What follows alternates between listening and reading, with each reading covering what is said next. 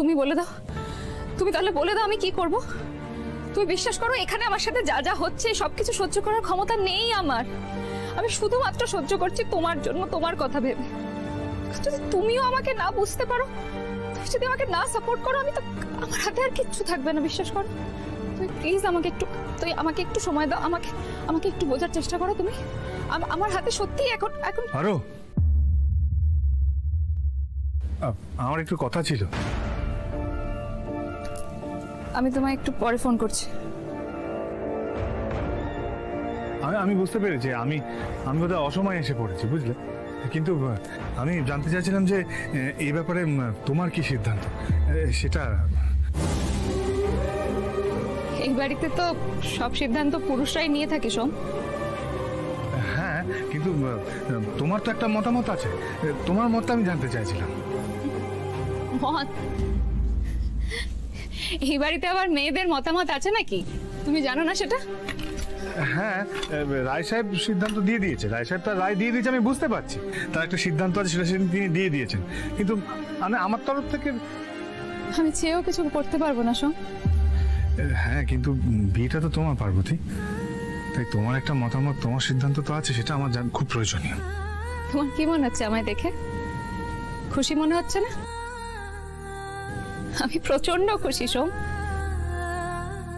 এতটা খুশি তো আমি ডাক্তারিতে চান্স পাওয়ার সময়ও ছিলাম না। আনন্দে আমি আত্মহারা হয়ে গেছি। তুমি বুঝতে পারছো না আমায় দেখে? ব্যাস ব্যাস এইটুকুই আমার জানার ছিল। আমি আমার প্রশ্নের উত্তর পেয়ে গেছি। আমার আর কিছু জিজ্ঞাসা নেই। এবার বাকিটা যা করবে মা ভুবনেশ্বরী করবে। জয় মা ভুবনেশ্বরী। আমি আসি, কেমন?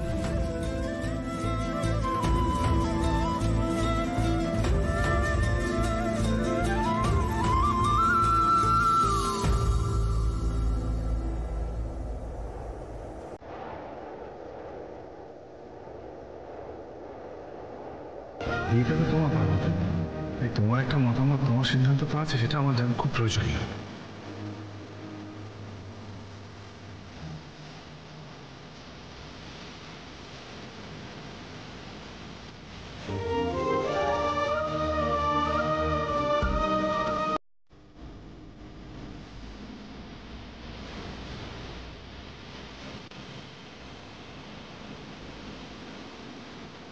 ব্যাস এইটুকুই আমার জানা। আমি আমার প্রশ্নের উত্তর পেয়ে গেছি।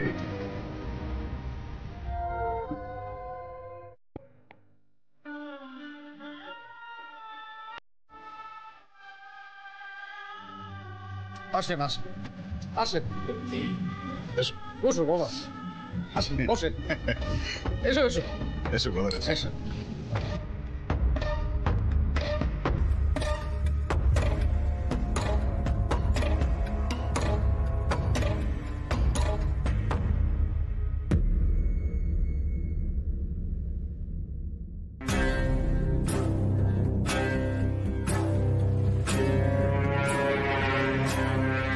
সোম, একবার এদিকে আয়।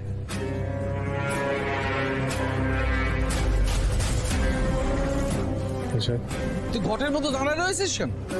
এত লোকজন বাড়িতে, যা ভিতরে যা, যা জল খাবারের ব্যবস্থা কর, যা যা।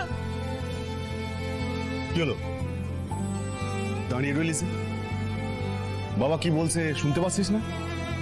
যা, নাকি কানের নিচে দেবো দুটো?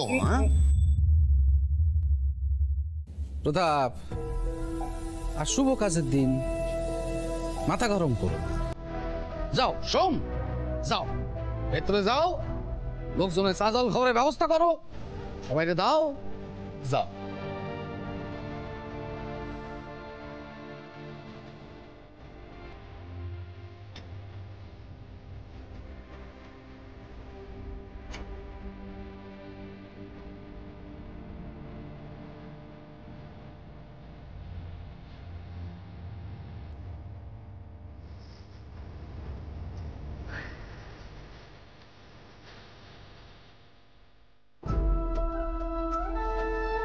কি হলো, হাঁ করে দাঁড়িয়ে রয়েছো কেন?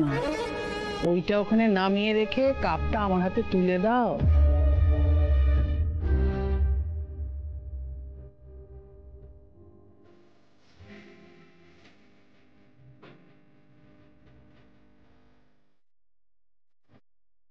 আজকালকার চাকর বাকররা কোনো সহবত জানে না, দায় সারা করে কাজ ছেড়ে দিতে পারলেই হলো। এমন হাব ভাব দেখলে গা একদম জ্বলে যায়। এটা কাঞ্চনগড় হলে এতক্ষণে চাপকে পিঠে ছাল চামড়া গুটিয়ে দিতাম। দিতাম। তুই দাঁড়িয়ে রইলি কেন? ওদিকটা দে।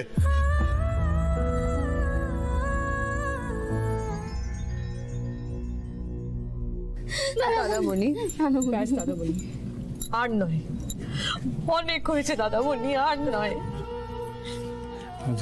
দাদামণি, তুমি এক্ষুনি এই মুহূর্তে বাড়ি যাবে, আর এক মুহূর্ত এখানে আমরা থাকবো না। দাদামণি, বাড়ি চলো। এরকম বলে হয় নাকি? কাজের বাড়ি দুম করে চলে যেতে পারি আমি? সবাই আছে না, হ্যাঁ? এরকম করে গেলে হয়? আর লক্ষ্মীমা মাসিমণি একা একা কত করবে? আমাকে ছাড়া হয় নাকি? চুপ করো দাদামণি, চুপ করো। ওরা আমাকে অপমান করছে দাদামণি, তুমি কি এটুকু বুঝতে পারছো না? ওরকম বলে হয় নাকি? এই অনুষ্ঠানের বাড়ি, এখানে সমস্ত কথা ধরলে চলে বল। আর আমি যদি দুম করে এখন চলে যাই, তো ভাই সাহেব খারাপ পাবেন না? মানুষটা খারাপ পাবেন তো? আর আমাদের যে খারাপ লাগছে তাতে তোমার কিচ্ছু না, বলো। তুমি মুখে হাত দিয়ে বলো তো দাদামণি, তোমার কিচ্ছু না। ও দাদামণি, ওরা তোমাকে চাকর বলছে দাদামণি, ওরা তোমাকে জুতো পরিষ্কার করেছে, ঘর মোছানো করেছে। আমি আর সহ্য করতে পারছি না দাদামণি, তুমি এ কথা কি বলো? আর এক মুহূর্ত আমরা এখানে থাকবো না, আমরা কেউ এখানে থাকবো না, তোমাকেও থাকতে দেবো না। তুমি এক্ষুনি চলে না, তুমি চলো, তোমাকে থাকতে দেবো না। তুমি চলো। দাদামণি।